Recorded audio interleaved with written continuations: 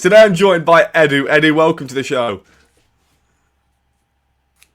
Hi, Jamie. Thank you. Thank you for the invitation. Thank you for having me. It's a pleasure being here. And let's talk about football that we all love so much.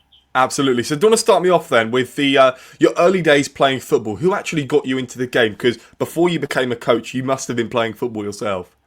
Yes. When I was a kid, I always enjoyed football. I have no one in my family or near me that played football or is attached to football in some way. So I have always enjoyed the game. I always enjoy following the players and knowing everything about them. And I started to play when I was very little, with 5, 6 years old. But then I early understand that I wouldn't achieve any good level playing, and so I played just for to 16 years old when I broke my leg, and then that was it. I stopped playing at that age. I knew I don't have very skills, and when I get injured, I understand that it's not for me. Thank you, and I pursue another career, another opportunity. I was studying at the time, and fortunately I have the opportunity to start training very young, at 17 years old, and that's it. I continue attached to football, but in some other way. And the other way was being a coach, right? Yeah, yeah. Okay. It's not a goal for me, because when you have 16 or 17 years old, all you want to do is play.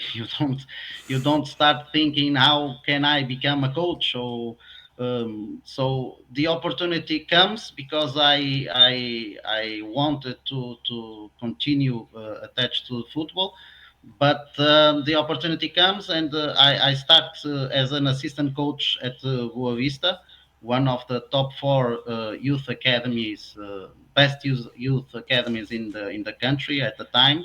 And yeah, I start to learning the know-how. I start to learning and listening all the elders that coach around me.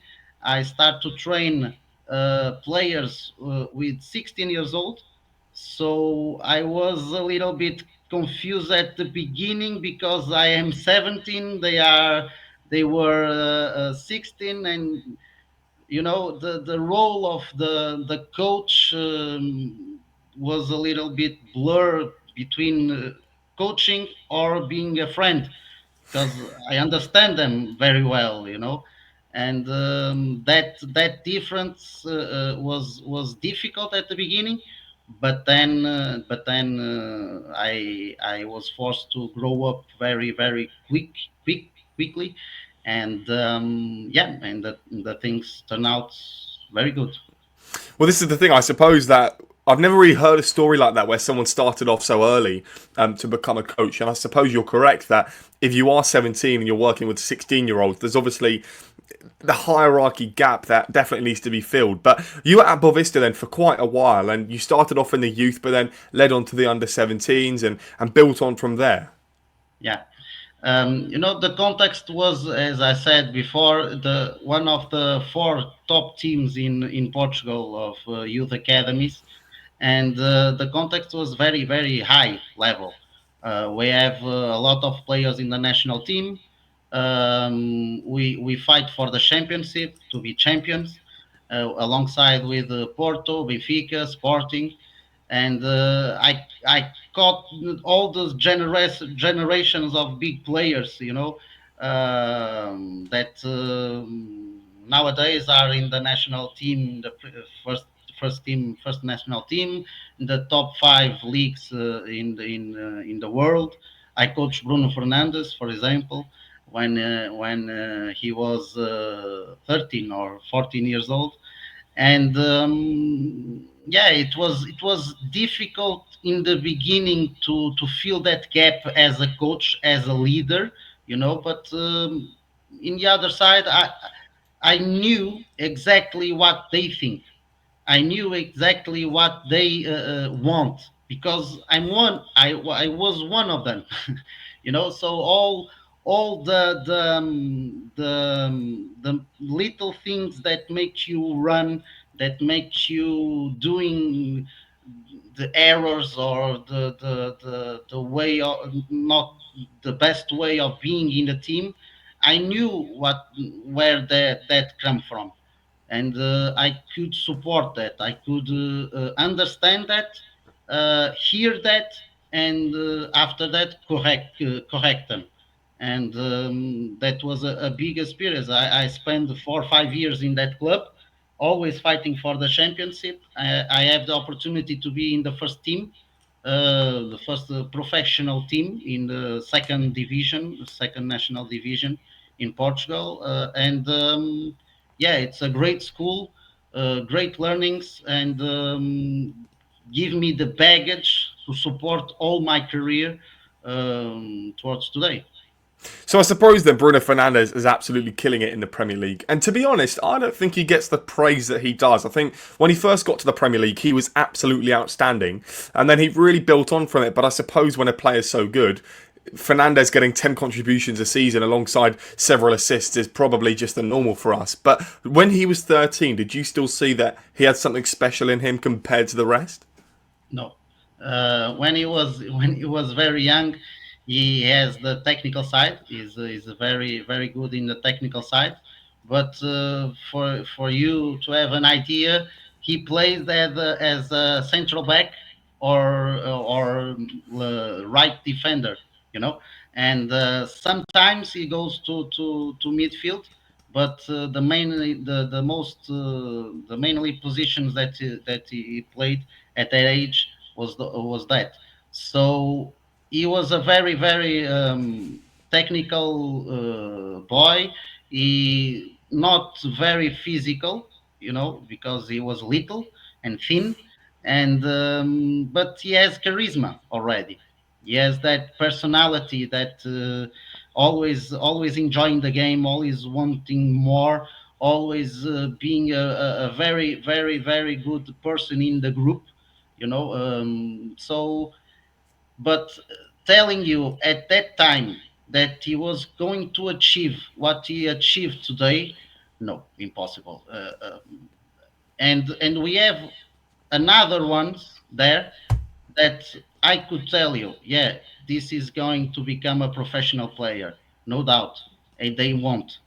And Bruno did, and so it's a very early age to make those assumptions. But what he's got have in that time was big technique, not one against one, but technique on the pitch with a very good reception, very good relationship with the ball, and he sees more the than the others.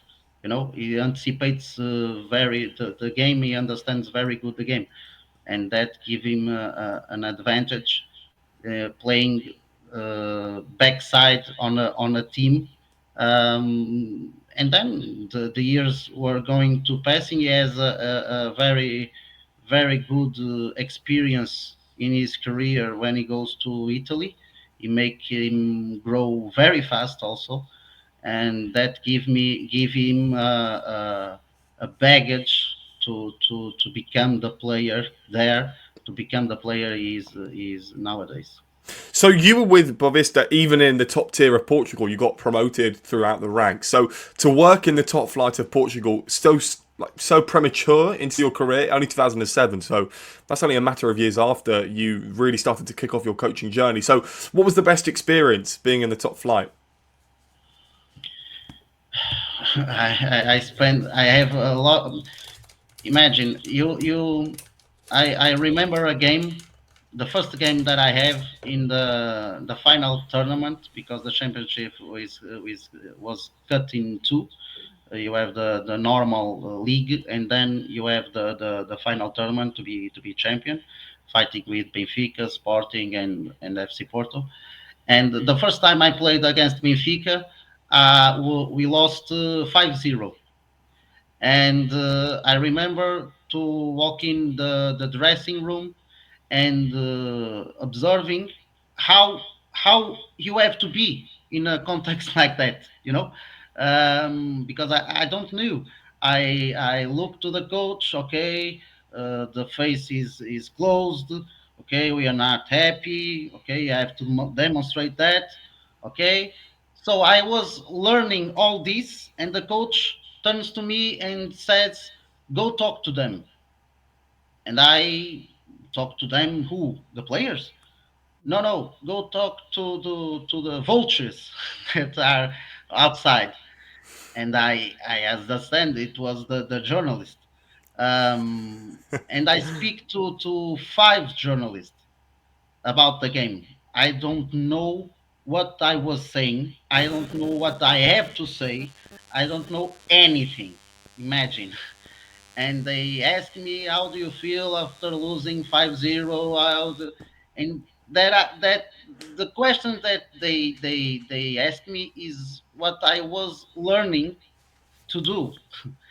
So I talk, and the day next, day next, I bought all the journals because I spoke to the press and all that. It's a big experience, and the shock that I have is it was anything that I have told was there. They made up what they want, and I was shocked. I was how why how this is why do they do this? I don't spoke like this. I don't tell this. Why? And the coach tells me, learn. When you speak, you don't engage in a conversation. You speak like a topic. You make topics. Very good game or very bad game. We have to do more closed sentences, because when they write all what they want. So if you speak a lot, they have a lot to manage. So that was one experience that I have very early in my career. And all the experience that I have after was like that. Go do this, but I'm not ready. I don't know. Yeah, I don't care. Go and don't miss. And I have to go, and I cannot miss. So yeah, it a little bit pressure, but it was good. It make me growth. So you went to FC Arouca. My Yes. pronunciations are really bad, but in the middle there was a club that again I can't really pronounce too well. But you were there, so you were back in the second tier, assistant manager. So what was that like for you to drop down a division? Was that more suited towards your earlier career? Yeah, I spent 7 years, 7 years in youth training youth teams, and have the possibility to be also in the first teams of each club. And then I have the opportunity to go to Arouca in the second division, second Portuguese division professional team. It was the first time that I'm going to have that experience, and I was very used to the communication or leadership or exercise of the youth. You know, when you get involved with the professionals, you cannot make the same things. It's different, and I learned that in the hard way, because, for example, one of the first exercise that I did in a professional football is one exercise, passing exercise, and was used to call the players by their names, you know, Jamie do this, Jamie do that, for example, and nice pass, Jamie, well done, something like that. But when you are in the professional football, you cannot. tell the name of the same player one or two or three times, mainly if they are wrong. So if I correct you in exercise, imagine you are a professional player, and I better Jamie, you have to do better, Jamie. Jamie, do this, Jamie, faster. Something like that. um, the player that I was doing that, I don't have any idea. For me, this is absolutely natural. He stopped the exercise, and he shoots the ball away and asked me, "Have you dreamed with me last night? You only know my name." And I was like, "Okay, I don't know what's happening. So it was a situation where I have to deal and know how to treat professional players in the way they can be winners and they can do things right, and it's not like youth. So I learned.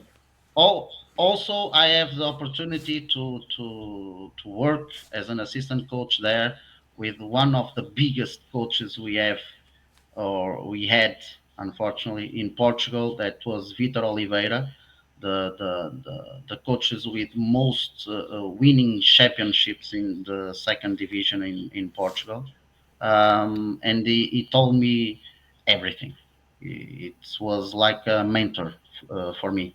He told me everything: how to train well, how to know the players, how to deal with the players, how to deal with the professional side of football. Everything. It was a real mentor for me, and a very, very special person to me. So you were then promoted, I suppose, into the head coach role after your time at the club, to FC Avintes. Look, my pronunciations aren't great, but hopefully you get where I'm coming from. Sorry. So to be promoted to the head coach, I suppose I spoke to a football manager not long ago who was manager at Wimbledon, and he was saying that he prefers to be the assistant coach because when you're the head coach, you can be quite lonely because everyone's looking up at you. Did you ever feel like that? But that perhaps maybe you would prefer to just be the assistant manager? Yeah, it was different. My goal, it was always being an head coach. Uh, After a few years, I start training. I set that goal. But when the opportunity comes, and it comes in that club that you mentioned, I was not ready, because I want to do everything every time, loads of exercises, loads of trainings, loads of ambition and pressure and winning, because I came from the professional football, and Avintes was not a professional team, you know. So I made a lot of mistakes. And when a coach makes a lot of mistakes, they show you the door, and that's what came to me also. And I learned a lot from that experience. I learned that that I was not ready to be a coach. I demand too much. I have too much information in my head. I was too eager to win, and yeah, I set the goal. I would become a coach, a head coach, but first I have to make the road. First I have to make the I have to climb the ladder. You know, I have to gain consistency. That it's one of the most important things as a coach: consistency, experience. And so I did that, and I start again as an assistant coach, and fortunately I have the opportunity to climb all the ladder. Uh, so yeah, I start there, and from the lowest division in Portugal to France, also to the first league, to the top. And then I took the decision. Okay, my goal is accomplished. Now I'm ready to be an head coach, and yeah, that's where I am today. You did return back to the club for a short spell, but then you went back to Nogarense FC. Yeah. Yeah, sorry, again, my pronunciation's not the best. But so you went back there as the assistant manager. So I suppose you wanted to take a step back to then really build on from what you were Yeah, doing, as you mentioned exactly. before, right? So could you give me a good experience there? Because I suppose when you are there, you want to be a sponge and absorb everything that you're being told. Yeah, my goal is work in the most clubs that I could with and I have not the goal to work only with one coach, being an assistant coach of one only coach. I want to work with most coaches that I could, because I want to learn all about the football. I want to have experience of all the football, not only in one way, in one division with one set of players. And that's why I use that this expression climb the ladder, because it's literally like that. The lowest division in Portugal to the highest division in Portugal, I spend 1 year or one season or two seasons in every single of them, with different coaches, with different teams, with different players, with different as an assistant coach, with different things to do also, you know so it was a very very good period for me. I work in Nogueirense, I work in Valadares, I work in União de Lamas. I work in a lot of teams with a lot of coaches, a lot of ways of playing differently. I was always the responsible person to put the ideas in place, to work in the training sessions, and that give me everything. So after that I went to professional football again, and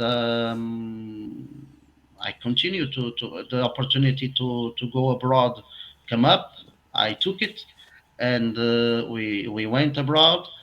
More experience, more players, different players, more different ways of playing, more strategy that you have to put in place to win.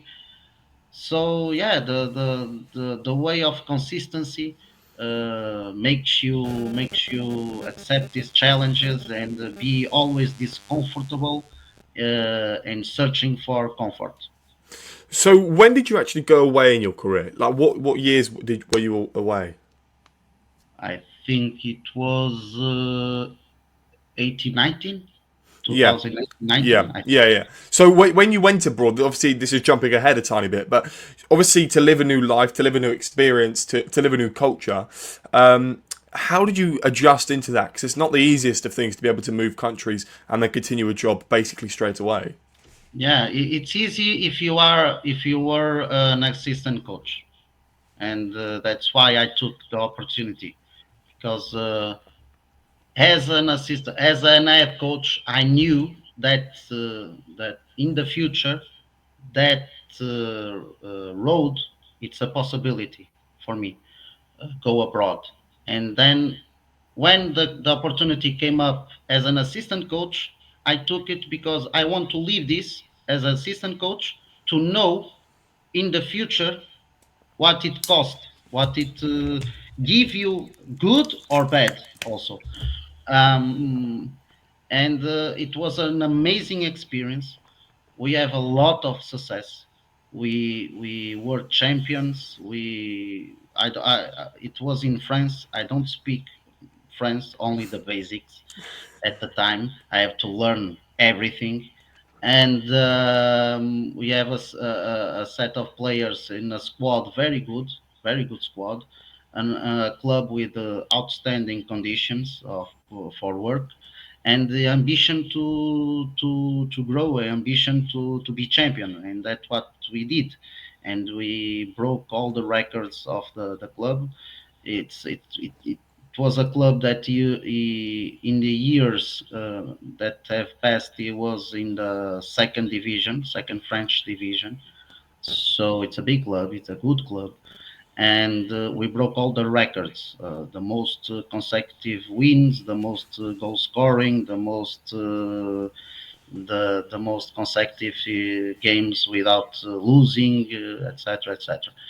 So it was a very very good experience, a title, and but it also brings you the experience of letting your family, of being alone, and it was not easy.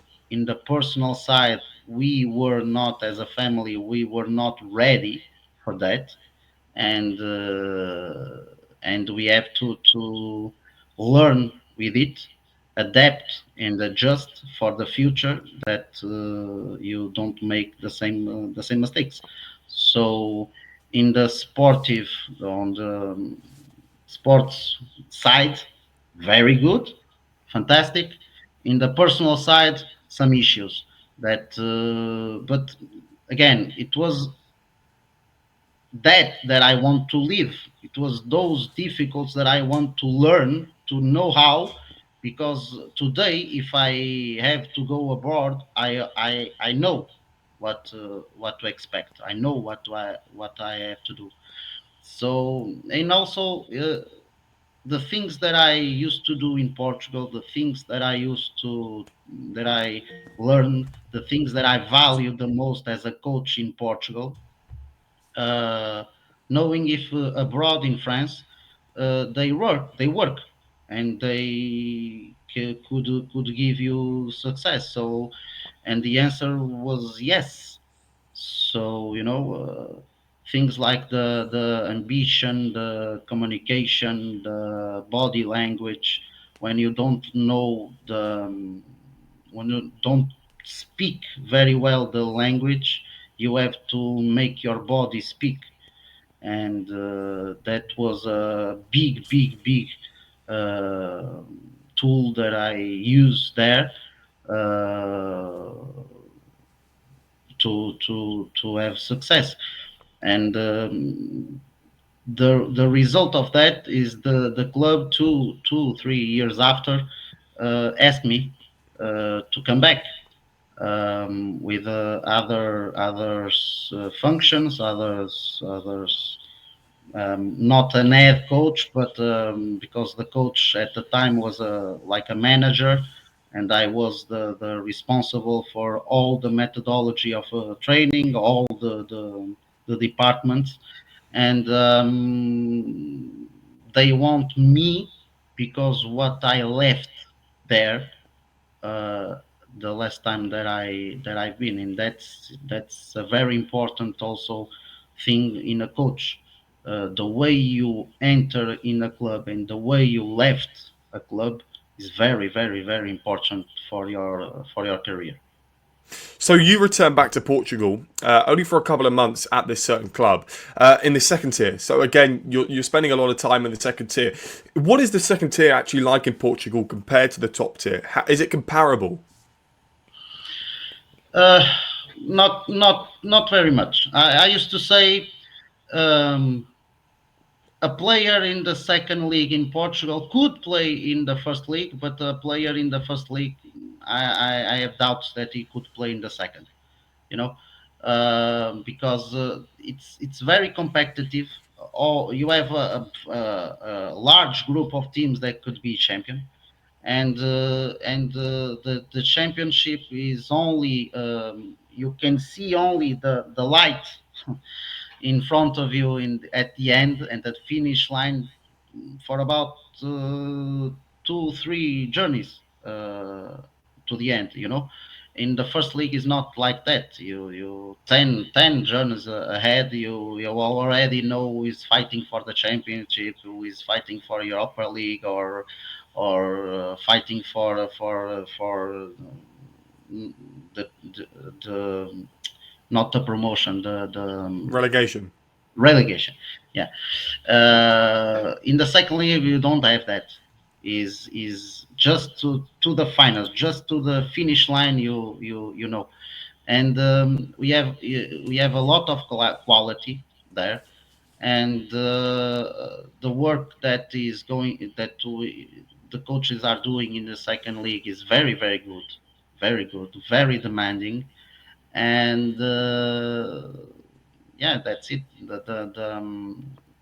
The pressure is too high. and the competitive side is very very high. In the first league, it's different. When you enter in the first league in Portugal, you enter like in a bubble. You know, one of the things that I felt was all the clubs that I train in second league in Portugal. I have to prove my value to be there. The players, the coaches, everyone has to every day have to prove his value. In the first league, I felt differently. Also, if you were there, it's because you are good. That's it. No one question you. No one makes you prove anything. If you are there, you are good. In the second league, it's not that mentality. The second league, you have to prove every day. So that was one of the main difference that I felt. And if you want to talk about the game itself, it's a most anarchic game in the second league. It's a most physical game, and it's a game unpredictable. So that give you to as a coach an experience, lots of experience you because you have always to do something in the game. And in the first league, it's different. The you can predict more. You can the game is you don't need to do so much in the first league during the game as the second league. So I think those are the big differences. You returned to Moreirense and you returned to the top flight again. This was in 2019 to 2020 Yeah. time. So to return to the top flight, to really see this whole competitiveness rise up once more, what was it like for you to return to play against the likes of Benfica or Porto or Sporting? Because these guys are. The thing is with Portugal, from what I can understand, is you've got the top teams, but then you've got the teams who are at the bottom, and there's quite a big gap. So, what is it Mhm. like to set up a team to play against a Porto or to play against a Sporting? Yeah, it took a lot of effort, a lot of strategy, and if you are a lazy coach, you are going to be beaten every day. If you are a coach that wants to work and wants to play as you have to play for winning, then you have a chance. What I want to tell about this is nowadays the coaches are a little bit lazy. I play like this. I do like this. I do my methodology like this, and that's it.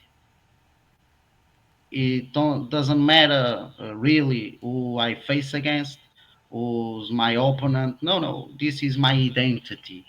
This is my and I see this as a is a good side on this, but is a lazy side on this also because you have to do what you want, and then the game starts, and you have to do what you need to do, and there is the consistency. There where lies the quality of the coach.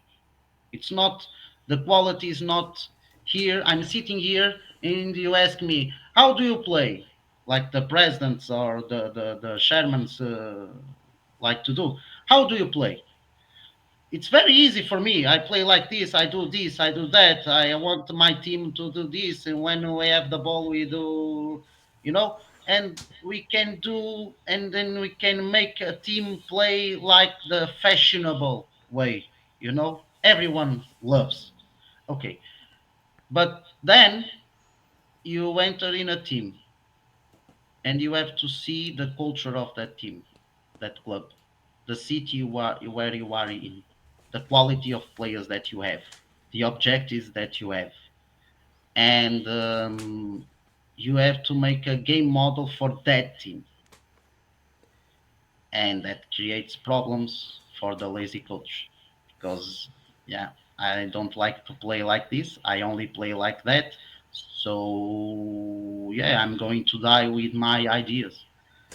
Um, So, COVID was a really interesting time, I suppose, for all of us. It's obviously in a career that still goes on. I can still talk about COVID, but so for yeah. you, COVID obviously ended the season quite quickly. But what did you actually do in COVID time? Did you try to focus or anything, or was it just a time to just relax? Yeah, I caught COVID in Moreirense, and that time I was in the first league. And what we have done, they stopped all the training, they stopped everything, and we make groups, sectorial groups. You know, the defenders, the the defense with me, the midfielders with other assistants, the attacking guys with other coach, and we make groups in WhatsApp, you know, and we make training sessions in each home, and we talk. We have dinner together with our families, like in a video call, you know. So we do strategies to make everyone together as we can. Then the federation here in Portugal and starts to come up with some protocols to begin training again. You know, just one player at a time at the field. You have to cut the field in four. After that, you have to only groups of five. They have to enter in the stadium from one side and they have to left from the other side. The schedules and all of that. It was a period that you have to train. Again, if you have experience in methodology of training, if you have the know-how, you adapt because for example, everyone wants to work with a ball and do every exercise with a ball. But in COVID, in the first times that we was on the pitch, we have to train like for a station circuit. I don't know how to say in English circuit. Circuit Uh, training. circuit Yeah. training without the ball because you have to clean the ball, you have to if, whatever. So you have to make a lot of training, physical training, tactical training without the ball also. But in those methodology, it's not easy because it's not what you used to do. So you have to get creative, and the creative comes from your experience, don't come for learning or reading books or seeing videos or what. So yeah, it was a tricky period, but in Portugal we have a very good thing because we share a lot, you know, and all the group of coaches and assistant coaches in first league come together, talk with each other. What are you doing? What we are going to do? We're going to do this. We're going to follow this road. We do this set of drills, you know. So sharing, because it was not a moment of competitive side of us. It was a moment that we have to come up with a solution for the better football, for the better of us all. So in Portugal we have very much that. So it was a period, tricky period, but I think we come up very good with the solutions and with the trainings. It also gives us a personal relationship with the players that normally we you are not so close to them, and COVID gives you that experience also of sharing more with the players, of because we are always on the same boat, we are all in the same with the same struggles, we are suffering all from the same things. So it was a nice time for that, but fortunately it's over. So, in your most recent job, I believe you were in the third tier of Portugal, as again as a coach. So, that was your most recent role. So, in the time from then to now, what have you been doing to occupy your time? And could you just touch upon your last role and what you did there? Yeah. So I finished that year in Moreirense in the first league as an assistant coach, and I stopped my career as an assistant coach, and I launched my career as a head coach. I have experienced some difficulties normally. I set some goals. I set some boundaries in my work. I was not available to work abroad. I work in two teams and as an assistant coach. The last one as a head coach. The last one that you talk about in the third division in Portugal. But after that, I took the decision to stop completely coaching. You know, because I need time for me. I need time for my family. I need to spend vacations with my family because I have a daughter with 10 years old, and she spends 8 years without vacations with me. So you have to acknowledge that. You have to think about that also.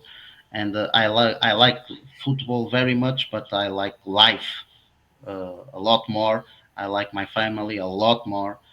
So I start to receive invitations to make other things in football, like television, national television, like giving the UEFA C and UEFA B courses, like giving formation for the coaches. I launched a program of mentoring coaches also.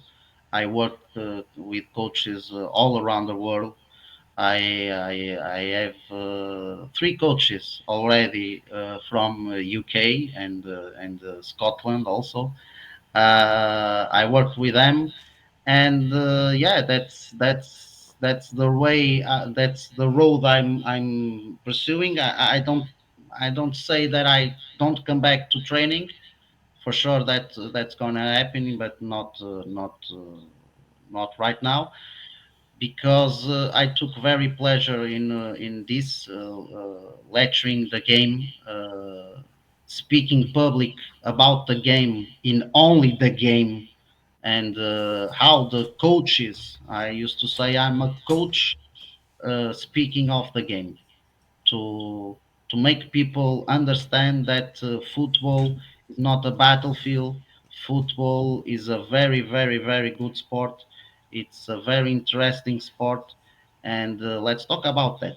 Let's talk about what football is really, the essence of football, because football nowadays is more a business that and I think people are forgetting what really football is about, and it's time for the coaches step up and tell people what this game is all about, and players also.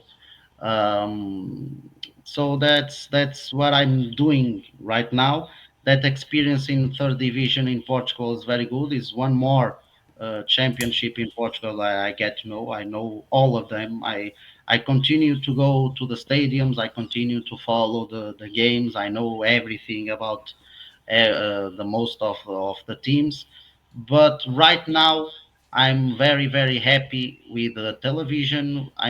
Very happy with the football courses, UEFA C and UEFA B, and I'm very, very happy to lecture and to being with the coach and learning with them and teach them if I could. Well, Edu, look, I really appreciate you joining me today. It's been an absolute pleasure. Best of luck with your career, and yeah, thank you very much for coming on again. Thank you, Jamie. It's a real pleasure. I followed your work. You have already had here a friend of mine, and a Portuguese friend of mine, and your work is very interesting. I appreciate your invitation, and let's continue talking about football and make the football better, because I think each one in their dimension could do that, and you definitely do that. So thank you. Thank you.